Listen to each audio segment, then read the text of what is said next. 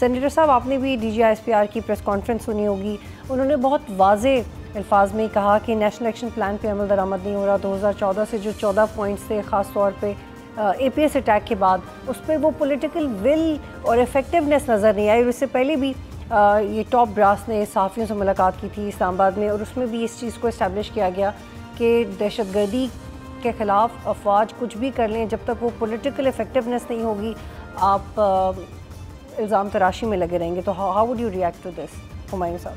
बिस्मिल्लाहिर्रहमानिर्रहीम, यका नाबुदु व यका नस्ताईन। देखें, लेट्स सी द हिस्ट्री। जब आप कोई डिसीजंस लेते हैं ना दुनिया में, चाहे वो किसी भी सब्जेक्ट में हो, आपने उसका एक बैकग्राउंड चेक करना होता है कि इस मसले का या इस किस्म के मसलों का बाकी अगर कहीं हुआ है तो उसका हल कैसे निकला है। इसको हम दूसरे लफ्ज़ों में कहते हैं एविडेंस बेस्ड डिसीजंस।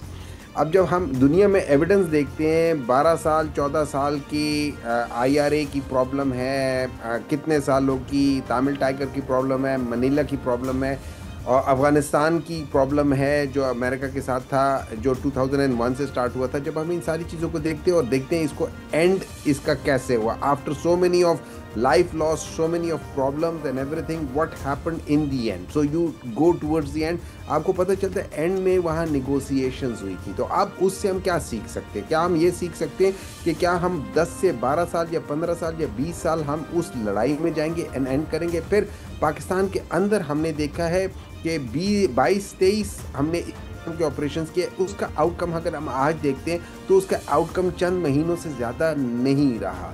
जो मैक्सिमम टाइम रहा है वो ड्यूरिंग पाकिस्तान तहरीक इंसाफ रहा है, और उसकी वजह ये थी कि पाकिस्तान तहरीक इंसाफ का स्टांस था कि ड्रोन अटैक्स नहीं होंगे, हम नेगोशिएशन। लेकिन हुमायूं साहब, I am sorry to cut you here, ये बहुत अहम नुकता जो आपने उठाया कि अलाउ मी प्लीज, ठीक है।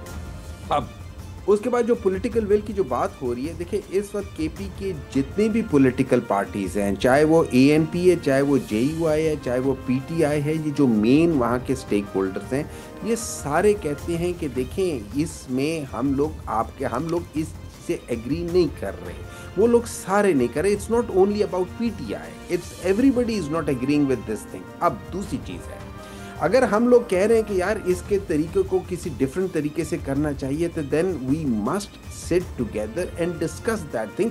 देखिए, जब हम बैठ के बात करते हैं और जब हम कहते हैं कि जी 2014 के बाद वो होता है, देखिए 2014 में एक बहुत बड़ी बात हुई थी। सब्सक्राइब करें और बेल दबाएं ताकि कोई खबर रह न जाए।